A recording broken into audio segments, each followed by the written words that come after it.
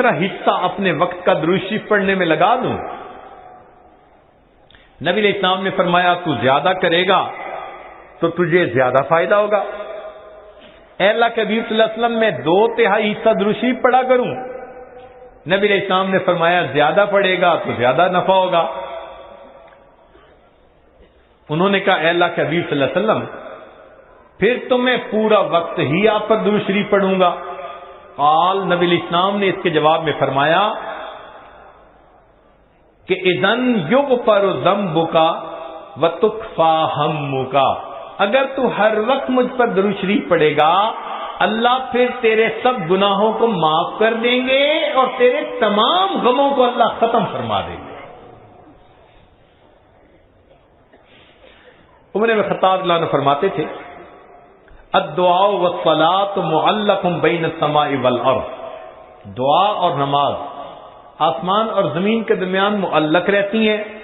فلا يصعد الى اللہ منہ شیء حتی یصلی علی النبی صلی اللہ علیہ وسلم، یہ اس وقت تک اوپر قبولیت کے لیے نہیں جا پاتی جب تک کہ ان میں نبی علیہ السلام پر درود شریف نہ پڑھا گیا۔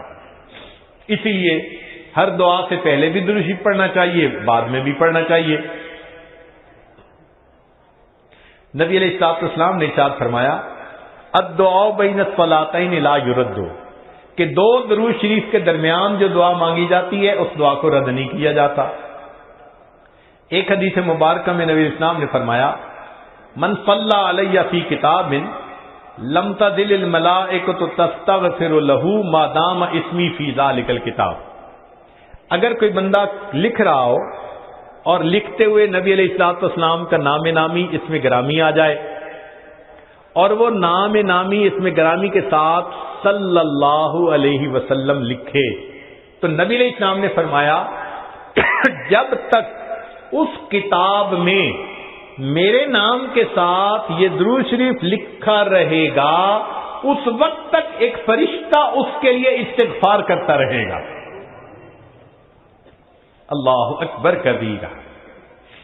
ابن مسعود رضی اللہ عنہ فرماتے ہیں کہ نبی علیہ السلام نے فرمایا اول الناس بی یوم القیامہ اکثرہم علی صلاۃ، کہ جو بندہ مجھ پر سب سے زیادہ درود شریف پڑھتا ہوگا وہ پھر قیامت کے دن میرے سب سے زیادہ قریب بھی وہی بندہ ہوگا۔ ابو بکر صدیق رضی اللہ عنہ نے ایک عجیب بات فرمائی، فرماتے تھے کہ الصلاۃ علی النبی امحق للذنوب من الماء البارد للنار، کہ جس طرح ٹھنڈا پانی آگ کو جلدی بجھا دیتا ہے درود شریف کا پڑھنا انسان کے گناہوں کو اس سے بھی جلدی بجھا دیتا ہے۔ تو درود شریف پڑھنے سے انسان کے گناہ مٹا دیے جاتے ہیں۔ ابو ہریرہ رضی اللہ عنہ فرماتے ہیں کہ نبی علیہ السلام نے فرمایا من نسی الصلاۃ علی نسی طریق الجنہ، جو مجھ پر درود شریف پڑھنا بھول گیا وہ جنت کا راستہ ہی بھول گیا۔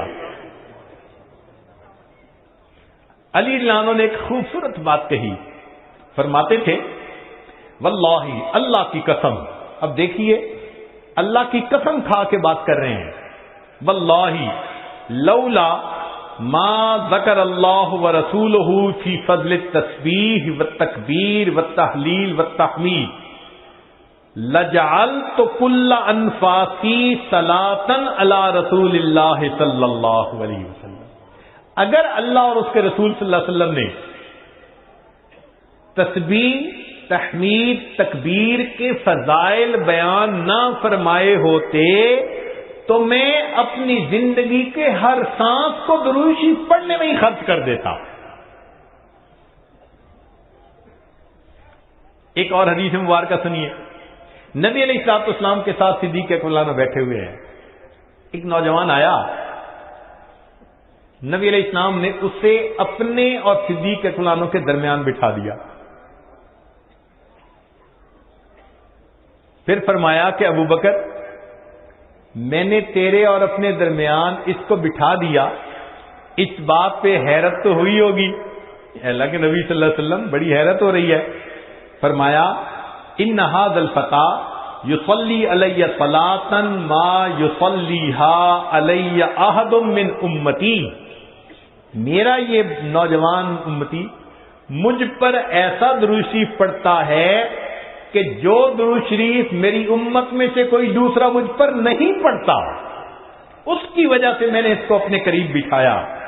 پھر نبی علیہ السلام نے بتلایا کہ وہ کیا درود شریف پڑھتا تھا، اللہم صلی علی محمد عدد من صلی علیہ وصلی علی محمد عدد من لم یصلی علیہ وصلی علی محمد کما امرت بالصلاۃ علیہ وصلی علی محمد کما تحب ان یصلی علیہ وصلی علی محمد کما ینبغی ان یصلی علیہ۔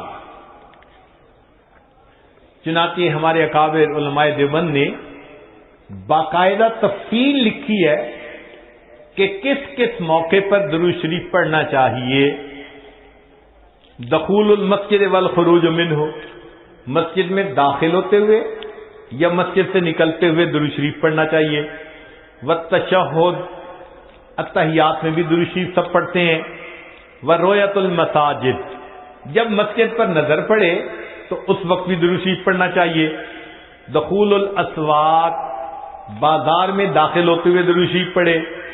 دخول البیت والخروج منہ، گھر میں داخل ہوتے ہوئے گھر سے نکلتے ہوئے بھی درود شریف پڑھنا چاہیے۔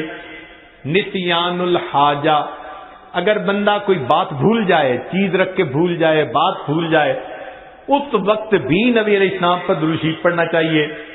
وقت الفقر، تنگ دستی کے وقت میں بھی درود شریف پڑھے۔ فی البدایت فی العلم، اور جب کتاب پڑھنے بیٹھے اس وقت بھی درود شریف پڑھے۔ فی البدایت فی الخطب، جب خطبہ دینا ہو، بیان کرنا ہو تو بھی درود شریف پڑھے۔ والانتہاء من مجالس العلم، جب علم کی مجلس کا اختتام ہو تو بھی درود شریف پڑھے۔ فی لقاء الاخوان، دو مسلمان بھائی آپس میں ملیں تو بھی درود شریف پڑھیں۔ فی موادعتہم و مفارقتہم، پھر مدارستاً حدیث نبوی، نبی علیہ السلام کی حدیث مبارکہ جو پڑھائی جائے تو اس وقت بھی درود شریف پڑھیں۔ عند تذکرتہ صلی اللہ علیہ وسلم، نبی علیہ السلام کا جب تذکرہ ہو تو درود شریف پڑھے۔ عند ذکر اصحابہ، حتیٰ کہ نبی علیہ السلام کے صحابہ کا تذکرہ ہو اس وقت بھی درود شریف پڑھے۔ عند ذکر شیء من معاصرہ، نبی علیہ السلام سے نسبت رکھنے والی کوئی یادگار چیز کا تذکرہ ہو تو اس وقت بھی درود شریف پڑھے۔ عند دخول المدینہ، مدینہ طیبہ میں داخل ہوتے بھی پڑھے۔ اور عند المرور علی قبرہ صلی اللہ علیہ وسلم، جب نبی علیہ السلام کے سامنے حاضر ہو مواج شریف پر تو اس وقت بھی درود شریف پڑھے۔ درود شریف کے فوائد کیا ہیں، کچھ دیر یہ بھی ذرا سن لیجئے۔ فرمایا انہا سبب لہدایت المصلی وحیات قلبہ، درود شریف کے پڑھنے سے دل زندہ ہوتا ہے اور پڑھنے والے کو اللہ ہدایت کے اوپر رکھتے ہیں۔ انہا سبب لزیادت محبت رسول اللہ صلی اللہ علیہ وسلم، درود شریف کے زیادہ پڑھنے سے نبی علیہ الصلوۃ والسلام کے ساتھ زیادہ محبت بڑھ جاتی ہے۔ انہا سبب لزیادت محبت العبد لرسول اللہ صلی اللہ علیہ وسلم، جو درود شریف زیادہ پڑھتا ہے اس بندے کی محبت نبی علیہ السلام کے قلب مبارک میں بھی زیادہ ہو جاتی ہے۔ انہا سبب قرب العبد من ربہ یوم القیامہ، درود شریف کا زیادہ پڑھنا قیامت کے دن اللہ رب العزت کے قرب کا سبب بنتا ہے۔ انہا اداء لشیء من حقہ صلی اللہ علیہ وسلم، نبی علیہ الصلوۃ والسلام کے جو احسانات ہیں، درود شریف کا زیادہ پڑھنا گویا ان احسانات کا بدلہ چکانے والی بات ہے۔ انہا سبب کفایت اللہ عبدہ ما اہمہ، جو پریشانیاں ہوتی ہیں درود شریف کے صدقے اللہ رب العزت ان پریشانیوں کو ختم کر دیتے ہیں۔ انہا سبب اجابت الدعاء، دعا کی قبولیت کا یہ سبب ہوتا ہے۔ انہا سبب زکوٰۃ و طہارت للمصلی، جو درود شریف پڑھنے والا ہے اس کا دل اس سے صاف ہوتا ہے، اس کا نفس پاک ہوتا ہے۔ اور ایسے آدمی کو حدیث میں پاک میں فرمایا کہ جو درود شریف زیادہ پڑھتا ہے وہ بخیل نہیں ہوتا. پھر جو درود شریف زیادہ پڑھتا ہے وہ قیامت کے دن کی حسرت سے بچ جاتا ہے.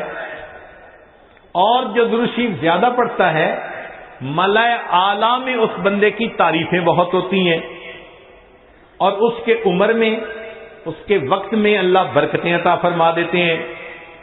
اور انہا سبب لتثبیت قدم العبد علی الصراط، جو بندہ درود شریف زیادہ پڑھتا ہے قیامت کے دن پل صراط سے گزرتے ہوئے اس کے پاؤں اتنے مضبوط ہوں گے، درود شریف زیادہ پڑھا ہوگا. اور ایک اور بات، انہا سبب لثقل کفۃ المیزان، کہ یہ درود شریف میزان کے پلڑے کے بھاری ہونے کا سبب بن جائے گا.